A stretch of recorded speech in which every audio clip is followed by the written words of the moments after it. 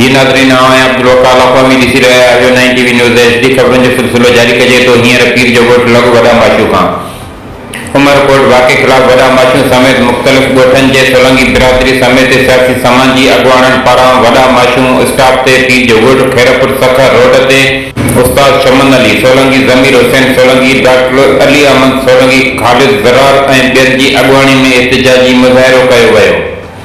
उन मौक़े ते एहतिजाज कंदड़नि 9 टीवी न्यूज़ एचडी अॻियां ॻाल्हाईंदे चयो हो त गुज़िरियल ॾींहुं उमरकोट में पुलिस पारां सोलंगी बिरादरी जे औरतुनि ऐं मर्दनि मथां पुलिस पारां बेगुनाह तशद्दुद करे तज़लील जो निशानो बणायो वियो।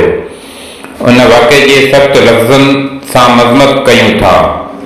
हिननि चयो त गुज़िरियल 100 साल खां वेठल सोलंगी बिरादरी जे औरतुनि ऐं ॿारनि खे तज़लील जो निशानो बणायो बैद खेनि इज़त पेमाल कंदड़ वॾेरनि जी वांगारू पुलिस अहलकारनि खे सिर्फ़ मुअतल करणु मुतासिरनि जे फटनि मथां लूण हारणु बराबरि आहे। हिननि चयो त हुकूमती धुर्ज MPA MNA वाक़े जे असुल किरदारनि शाहनि खे बचाइणु चाहिनि था। हिननि चयो त इन वाक़े में मुलवस अहलकारनि सां गॾु इन बाअसरनि शाहनि ख़िलाफ़ बि सख़्त कार्रवाई कई वञे, छो त हिन वाक़े ते सॼी सिंध जा माण्हू सख़्त सदमे में आहिनि। हिननि मुतालबो कयो त नोटिस वठी पुलिस अहलकारनि सां गॾु असुल किरदार बाअसरनि सैयदनि बिरादरी जे माण्हुनि ख़िलाफ़ कार्रवाई कई वञे। हिन वक्त सरदार साहब जे घरनि माण्हुनि जे औरतुनि खे तमाम खे हाणे साबित थी चुको आहे त सिंध हुकूमत पीपुल्स पार्टी न आहे रही।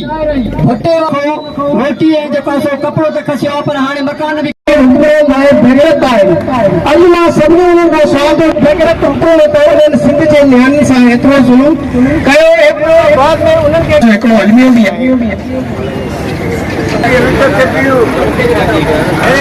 सिलसिले में कल जो पूरे वॾा माशू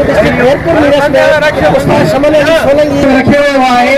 नाको स्टाफ वॾा माशू डिस्ट्रिक्ट खैरपुर मिरस में उन उमरकोट जे साईं जन खां सभिनी खां पंहिंजा व्यूज़ वठो, पर ही जेको असुल वाक़ियो जेको आहे सो कयो वियो आहे उमरकोट में एहतिजाज में जेको आहे सो शामिल आहिनि। पहिरियां त जेको आहे सो अॻ में जेको आहे सो पुलिस पकड़ियो